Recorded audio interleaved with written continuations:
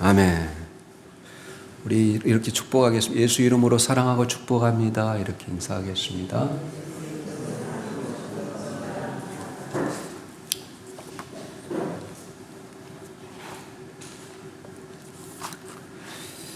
네, 140여 년 전 미국의 뉴욕에 그 뉴욕시가 번창하자 맨하탄 섬과 브루클린을 왕래하는 사람들이 많아졌습니다. 다리가 없던 때라 많은 사람들이 배를 이용하는 불편을 감수하고 있었지만 워낙 물살이 세서 아무도 다리를 염두를 내지 못했습니다. 그런데 존 레블링이라는 기술자가 교각 없는 다리를 설계했습니다. 다른 전문가는 그를 공상가라 상상가라 이렇게 비웃었지만 이에 굴하지 않고 그는 아들 워싱턴 레블링과 함께 교각 없는 다리를 건설하기 시작했습니다. 처음부터 난공사였습니다. 불과 몇 달이 되지 않아 뜻하지 않게 아버지 존 레블링은 공사 도중에 생명을 잃어버립니다. 존이 죽고 나서 그 아들 워싱턴 레블링은 계속해서 공사를 이어갔습니다. 하지만 그도 감압병에 걸리고 말았습니다. 감압병이 뭐냐? 제가 찾아보니까 여러분 물속에 잠기면 그 압력에 의해서 여러분 굉장히 힘들어하는데 나와서도 그 후유증 때문에 숨을 제대로 쉬지 못하는 걸 감압병이라고 하더라고요. 그들의 꿈은 이제 좌절되는 듯이 보였습니다. 그러나 손가락 하나를 움직일 수 있었던 워싱턴 레블링은 침대에 누워서 자기 아내와 그 아내의 팔을 두드리며 대화를 시도했고 침상에서 다리 공사를 계속해서 진행시켰습니다. 그의 열심에 감동받은 공사장의 인부들은 먹고 자는 일까지 잊어버리고 열심히 일을 했습니다. 그러기를 13년 마침내 브루클린 다리가 완성되었습니다. 1883년의 일이었습니다. 사람들의 조롱도 거센 물살도 공사 중에 예기치 못한 죽음과 장애도 교각 없는 다리를 세우겠다는 이 레블링 부자의 꿈을 꺾지는 못했습니다. 이 다리는 교각 없는 최초의 다리라고 불리기보다는 수많은 좌절을 극복하고 완성된 다리로 더 유명합니다. 오늘 우리 주위에도 인생의 거침돌 앞에 무릎 꿇지 않고 운명에 맞서서 극복하며 삶을 아름답게 마무리한 사람들이 많이 있습니다. 우리는 인생길을 걷다 보면 수많은 장애물을 만나게 됩니다. 장애물은 우리를 지치게 만들고 하고 또 그 장애물 앞에 우리가 좌절하기도 합니다. 희망을 품고 떠나는 길에서 갑자기 거침돌을 만나게 되면 어찌할 바를 몰라 주저앉고 앉을 때가 많이 있습니다. 고생 끝에 이제 행복을 누리려고 했는데 건강에 이상이 오거나 이번에만 잘 되면 새로운 인생을 살겠구나 이렇게 생각했는데 상황이 악화되어 완전히 덫에 빠지기도 합니다. 이럴 때 어떻게 해야 될까요? 인생의 거침돌 앞에서 우리가 그것을 내 인생의 종착지로 계속 삼고 거기에 좌절하고 말아야 될 걸까요? 느헤미야는 이 예루살렘 성벽을 재건하는 이 어려운 과정 속에 계속해서 거침돌과 마주쳤지만 낙담하지 않았습니다. 오히려 이 거침돌을 디딤돌로 삼아 하나님이 주신 사명을 완수했어요. 느헤미야는 어떻게 자기 앞에 막아서는 이 거침돌을 극복할 수 있었을까요? 오늘 우리는 그 지혜를 느헤미야를 통해서 배우고자 하는 것입니다. 느헤미야가 여러분 드디어 예루살렘에 도착했어요. 수상궁에서 예루살렘까지 도착하는데 3개월이 걸렸습니다. 긴 여정이었습니다. 그러므로 예루살렘에 도착한 느헤미야는 3일 동안 쉼을 가졌습니다. 그가 3일간 쉼 까닭은 휴식으로 여행의 피로를 풀기 위해서, 또 하나는 예루살렘의 정확한 상황을 청취하기 위해서, 그리고 앞으로 할 일을 위해 기도하기 위한 목적 때문에 3일을 쉬고 3일 쉬고 난 다음에 계속해서 하루도 쉬지 않고 예루살렘 성벽을 중건하게 한 사명을 완성하기 위해서 부단하게 일했습니다. 얼마나 시간을 아끼며 열심히 일했는지 성벽 중건을 개시한 지 52일 만에 성벽을 완성했어요. 얼마나 놀라운 일입니까? 어떻게 느헤미야는 이 어려운 상황 가운데서 그의 사명을 완수할 수 있었을까요? 첫 번째, 느헤미야는 기도하면서 하나님의 마음을 헤아렸습니다. 오늘 12절에 이렇게 이야기하지 않습니까? 느헤미야, 여러분 2장 12절에 내 하나님께서 예루살렘을 위해서 무엇을 할 것인지 내 마음에 주신 것을, 내 하나님께서 예루살렘을 위해서 무엇을 할 것인지를 내 마음에 주신 것을이라고 여러분 표현하고 있습니다. 현대인의 성경은 하나님께서 내 마음을 감동시키셔서 이렇게 번역해 놨습니다. 이는 그가 예루살렘에 위해서 일해야겠다는 이 생각을 품게 된 것이 하나님이 주신 생각이라는 거예요.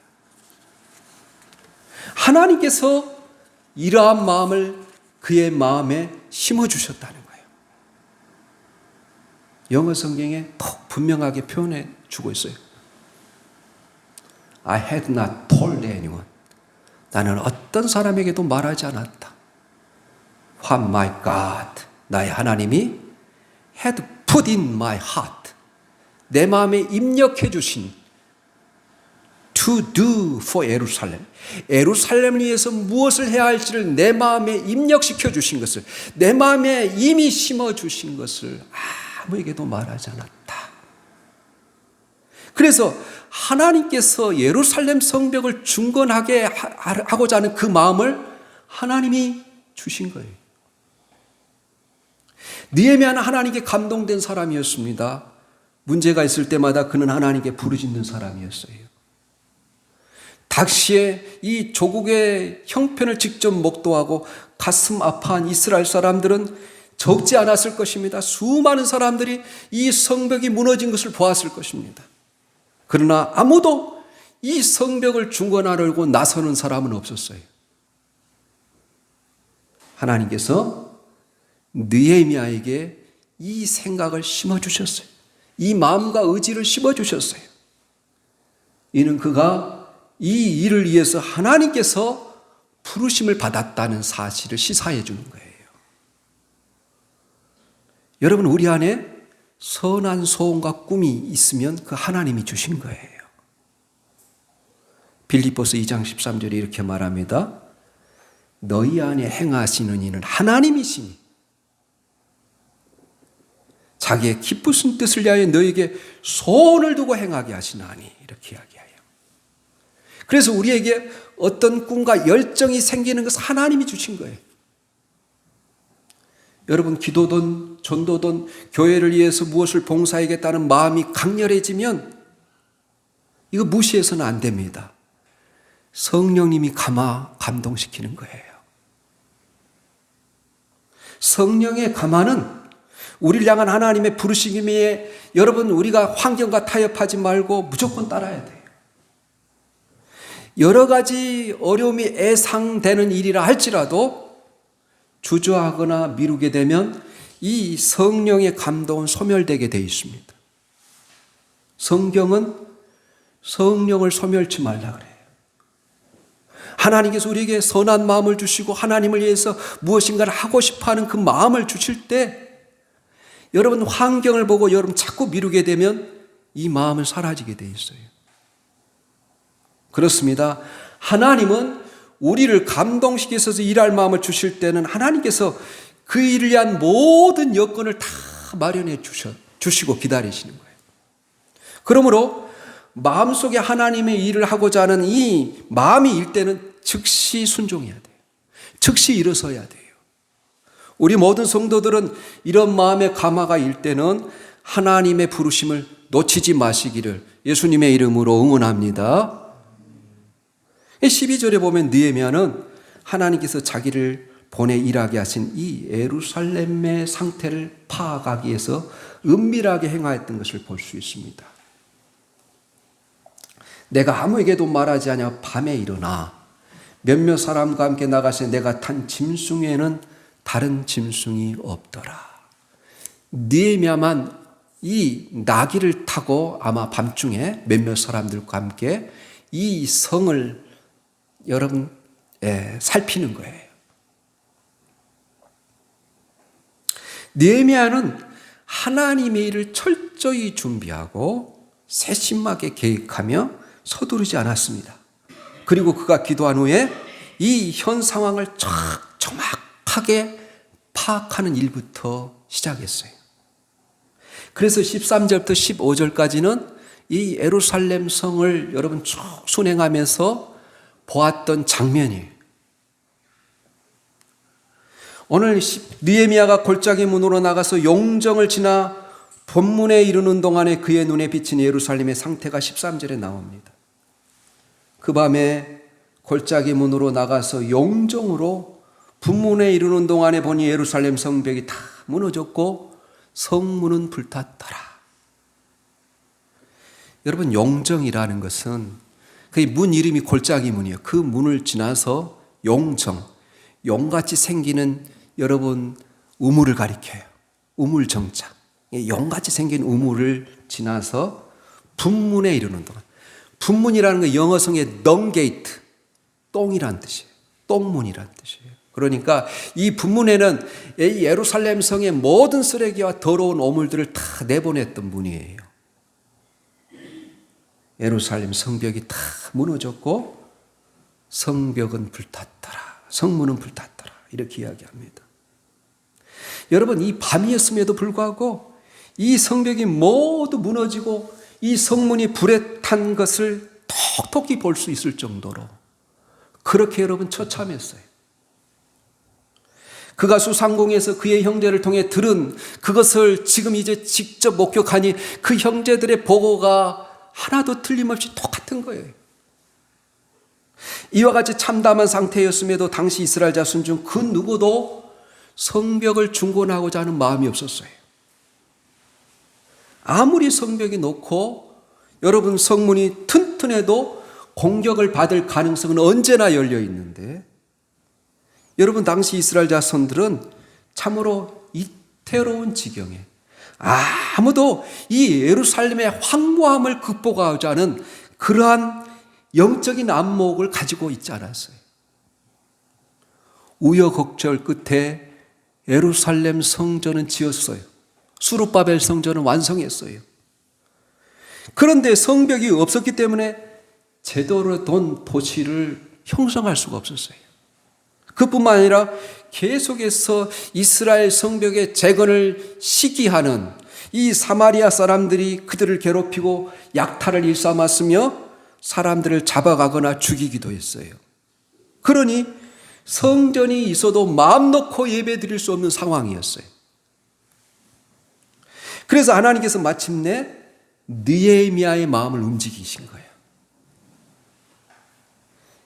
낡은 벽돌 한 자를 들어 무너진 성벽을 바라보는 느헤미야의 그 마음은 1500km를 단숨에 달려온 호흡만큼이나 기뻤을 것입니다. 오늘 14절 15절에 앞으로 나아가 여러분 샘문과 왕의 못에 이르러선 탄 짐승이 지나갈 곳이 없는지라. 얼마나 성벽이 무너져서 여러분 골짜기를 다 메웠던지 자기가 탄 그 말조차 지나갈 수 없을 만큼 처참했어요. 그 밤에 시내를 따라 올라가서 성벽을 살펴본 후에 돌아서 골짜기 문으로 들어와 돌아왔다. 이렇게 이야기하고 있습니다. 그래서 하나님께서 느헤미야의 마음을 움직인 거예요. 모든 것이 파괴되고 여러분 깨어져 잔해 조각날 남아있는 이 성벽을 보고 느헤미야의 심정이 어떠했을까요? 매우 비장했을 것입니다.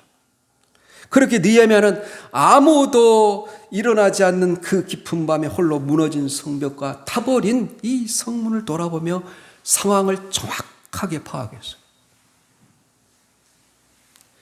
여러분, 우리가 하나님 앞에 기도하고 하나님을 의지하는 것도 중요하지만 더 중요한 것은 우리의 현실을 정확하게 파악하는 것도 중요해요. 오늘 16절 말씀에 의하면 우리 16절 방백들은 내가 어디 갔었으며 무엇을 하였는지 알지 못하였고 나도 그 일을 유다 사람에게나 제사장에게나 귀족들에게나 방백들에게 그 외에 일하는 자들에게 알리지 아니하다가. 여러분, 유다 사람들, 제사장들, 방백들, 두령들, 두목들을 가리킵니다. 까맣게 모르게 비밀리에 이 모든 일들을 했다는 거예요. 만일 이 성벽 탐지, 여러분의 예루살렘 성벽을 돌아보는 이 일들을 공개했다면 이 성벽 재건 공사를 시작하기도 전에 방해를 받았을 것입니다. 또한 몇몇 지도자들과 상의했다면 그 중에 사마리아 사람들과 친분을 맺고 있는 사람들이 많이 있었기 때문에, 여러분, 우리가 이미 에스라서에서 보았지 않습니까? 그 두목들이 앞장서서 사마리아 사람들과 결혼했어요. 내통하는 사람이 얼마나 많았겠어요. 그래서 이 모든 것들을 비밀리에 진행했어요. 여러분, 하나님이 아주 중요한 명령을 우리에게 내렸을 때, 또 우리에게 감동시키셨을 때 다른 사람들과 의논하고 또 그 의논하는 것이 오히려 무익한 것을, 좋지 않은 결과를 가져올 때가 있어요. 생각해 보십시오. 만일 아브라함이 사랑하는 독자 이삭, 100세에 낳은 아들 이삭을 모리아 산에 바치라 했을 때 그 아내 사라와 상의했다면, 또 그의 사랑하는 종 엘리에셀이나 종들과 상의했다면 어떻게 됐을까요? 결단을 내리지 못했을 것입니다. 여호수아가 하나님의 명령을 받고 요단강을 건너는 문제를 제사장들과 장로들과 상의했더라면 불가능하다는 쪽으로 결정났을 가능성이 많습니다. 왜냐하면 물이 언덕에 넘치는 모맥을 거두는 시기였기 때문에 아무 준비도 없이 언약궤를 메고 그 백성들과 함께 요단강의 물속에 뛰어든다는 것은 인간적인 관점에서 무모한 일임에 틀림이 없기 때문에 그렇습니다. 그래서 아브라함도 여호수아도 느헤미야도 그런 상황에서 주변 사람들과 의논하지 않았어요. 그리고 스스로 결정을 내렸습니다. 여러분, 우리 역시 하나님께서 말씀하실 때, 하나님께서 우리를 감동시키실 때 망설이지 말라는 거예요. 하나님의 말씀을 무조건 신뢰하고 순종할 때 그것이 가장 지혜로운 선택이며 하나님의 역사를 경험할 수 있는 최선의 길임을 믿으시기를 바랍니다. 그래서 기도하며 준비하던 느헤미야는 이제 중요한 사람들을 모아놓고 자기의 계획을 발표해요. 그게 17절이에요. 우리 17절 같이 읽어보겠습니다. 시작. 후에 그들에게 이르기를 우리가 당한 공경은 너희도 보고 있는 바라. 예루살렘 성이 황폐하고 성문이 불탔으니 자 예루살렘 성을 건축하여 다시는 수치를 당하지 말자. 이렇게 이야기해요. 느헤미야는 예루살렘의 문제를 자신의 문제로 바라보며 뭐라고 표현해요? 우리가 당한 공경이라. 자기를 포함해서 우리가 모두가 다 이 예루살렘 성벽이었기 때문에 당하는 공경이라. 이렇게 이야기해요. 그래서 자기 자신과 백성을 동일시 여깁니다. 이렇게 지도자가 백성들이 가지고 있는 이 고통의 문제를 자기의 문제도 받아들이고 공감할 때 백성들은 지도자를 믿고 자발적으로 순종하게 되어 있는 것입니다. 여러분, 하나님을 사랑할 때 우리는 비로소 주변의 사람을 볼 수 있어요. 자기만을 사랑하는 사람은 주변의 사람이 보이지 않습니다. 하나님을 사랑하지 않는 사람은 주변의 사람이 보이지 않아요. 하나님이 우리를 그렇게 만드셨기 때문에 그렇습니다. 포로로 잡혀갔다가 고국에 돌아와서 패배의식에 젖어있는 이스라엘 백성들과 느헤미야가 처한 이 상황은 매우 달랐음에도 불구하고 느헤미야는 이 민족의 아픔을 자신의 아픔으로 공감했어요. 그리고 그는 자신의 삶과 시간과 달란트를 하나님 그 모든 것에 드렸습니다. 그때 하나님은 느헤미야를 역사 속에 드러내는 거예요. 그리고 17절 하반절에 이제 예루살렘이 황폐하고 성문이 불탔으니 자 예루살렘 성을 건축하여 다시는 수치를 당하지 말자. 자 예루살렘을 재건하여 더 이상 수치를 당하지 않도록 하자 외쳤어요. 그래서 느헤미야는 우리가 다시는 수치를 당하지 않기 위해서 예루살렘 성벽을 재건하자. 다시 짓자.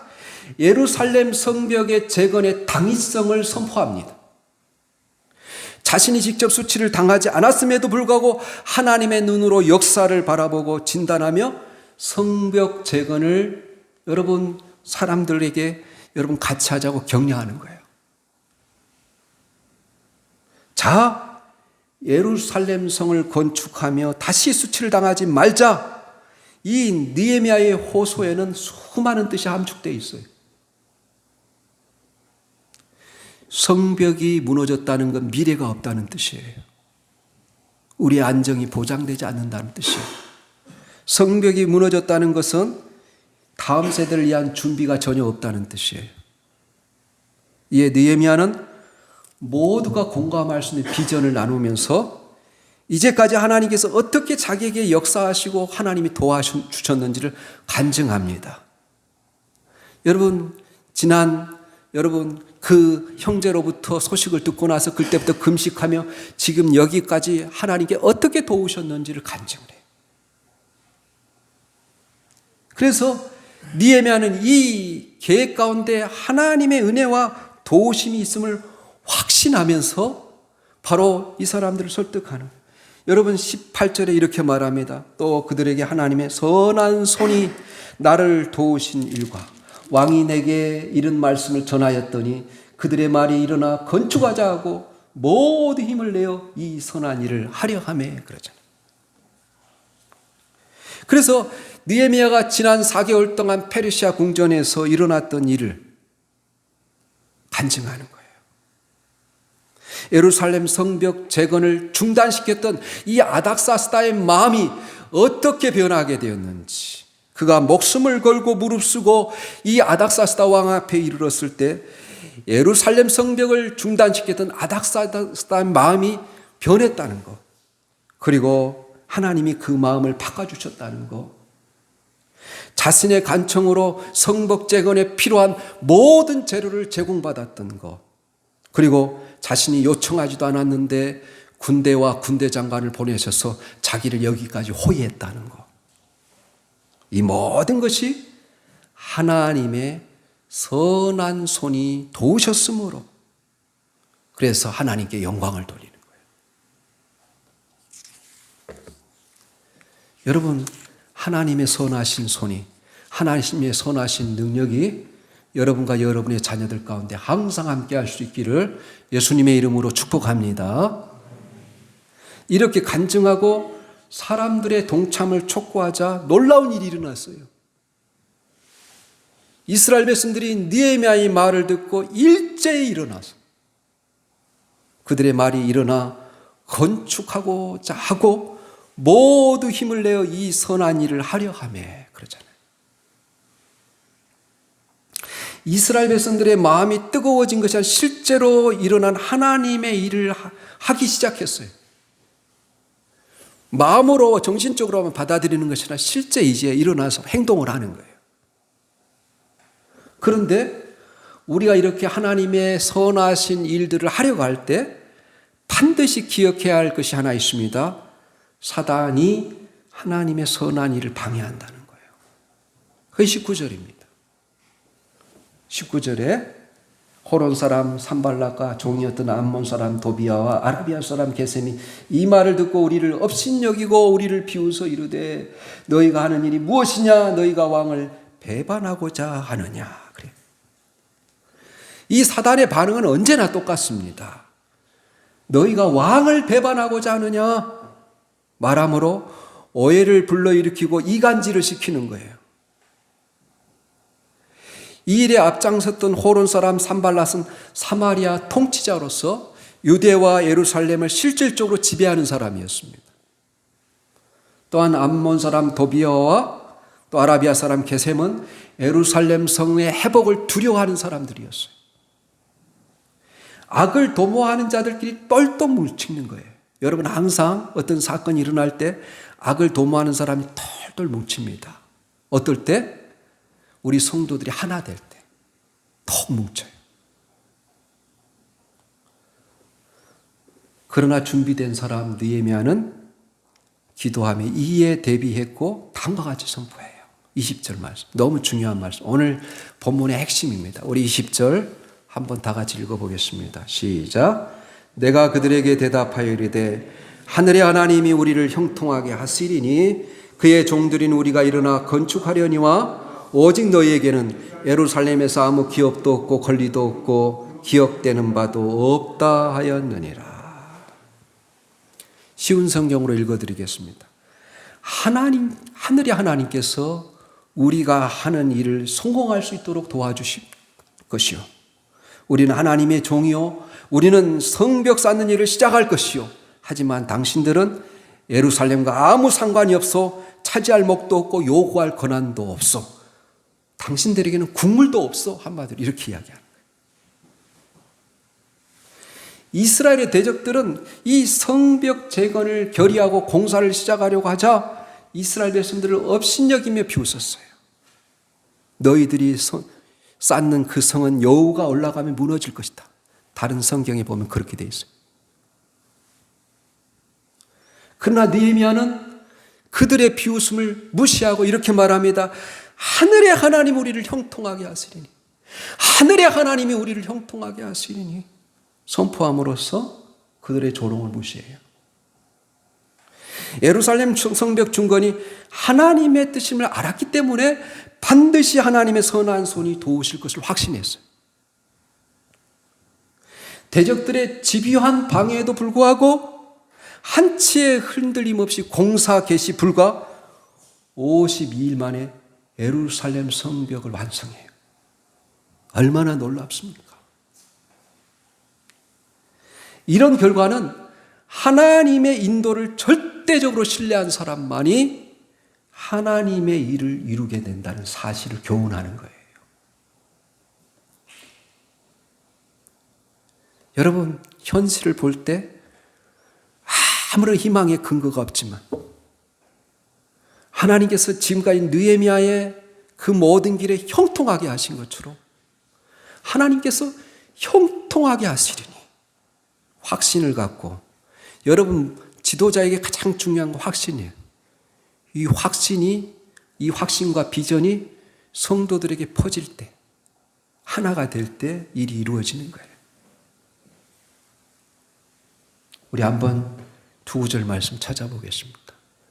사무엘상 17장 45절에서 47절, 역대하 14장 9절에서 11절의 말씀입니다.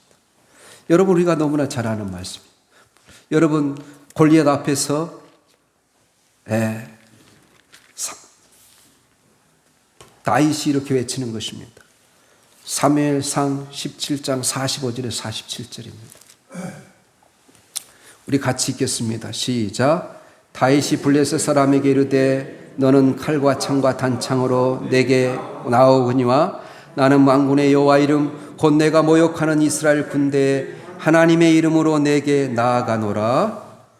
오늘 여호와께서 너를 내 손에 넘기시리니 내가 너를 쳐서 내 목을 베고 블레셋 군대의 시체를 오늘 공중의 새와 땅의 들짐승에게 주어 온 땅에 이스라엘이 하나님이 계신 줄 알게 하겠고, 47절, 또 여호와의 구원하심이 칼과 창에 있지 아니함을 이 무리에게 알게 하리라. 전쟁은 여호와께 속한 것인즉 그가 너희를 우리 손에 넘기시리라. 역대하 14장 또 9절에서 11절 말씀 한번 또 읽어보겠습니다. 역대하, 같이 읽습니다. 역대하 14장 9절에서 11절입니다. 시작. 굿사람 세라가 그들을 치료하여 군사 100만 명과 병거 300대를 거느리고 마레세 이름에 아사가 마주 나가서 마레사의 스바다 골짜기에 전열을 갖추고 아사가 그의 하나님 여호와께 부르짖어 이르되 여호와여 힘이 강한 자와 약한 자 사이에는 주밖에 도와줄 리가 없사오니 우리 하나님 여호와여 우리를 도우소서. 우리가 주를 의지하며 주의 이름을 의탁하옵고 이 많은 무리를 치러 왔나이다. 여호와여 주는 우리 하나님이 오시니 원하건대 사람이 주를 이기지 못하게 하옵소서. 여러분이 힘들 때 이렇게 기도하세요. 그대로 이 말씀 가지고. 여러분이 대적 때문에 여러분이 직장에서 힘들고 어려울 때 이 말씀 갖고 그대로 선포하고 기도하세요. 확신을 가지고. 여호와여 주는 우리 하나님이시오니 원하건대 사람이 주를 이기지 못하게 하옵소서. 그렇습니다. 하나님의 일은 아무나 이룰 수 있는 것이 아니에요. 하나님의 일은 하나님의 인도를 절대적으로 신뢰하고 그 믿음에 따라 담대히 행하는 자를 통해서 하나님이 일하세요. 여러분, 물맷돌로 거인 골리앗을 물리친 다윗처럼 유다 왕 아사가 너무나 작은 나라죠. 유다는 두 지파로 이룬 베냐민과 유다 지파로 이룬 아주 작은 나라. 이 아사가 100만 명이 쳐들어왔을 때 이렇게 기도하는 거예요, 여러분. 그래서 어떻게 그 결과 하나님이 함께 하심으로 완전히 이기게 되죠. 하나님은 오늘 본문 느헤미야를 통해서 예루살렘 성벽과 성전과 성벽이 무너진 지 140년이 지난 440년의 BC 그 황폐한 땅에 희망의 꽃이 피게 하셨어요. 그러므로 사랑하는 교회 여러분, 느헤미야처럼 먼저 기도하고 하나님의 뜻과 마음을 품읍시다. 하나님의 일을 할 때 여러 어려움이 닥쳐오겠지만 하나님의 선한 손이 얹어지면 무엇이든지 형통할 줄 믿고 나아갑시다. 무슨 일을 하든지 그 일이 정녕 하나님의 일이라면 느헤미야처럼 하나님의 인도를 확신하고 담대하게 행하시기를 예수님의 이름으로 권면합니다. 아멘.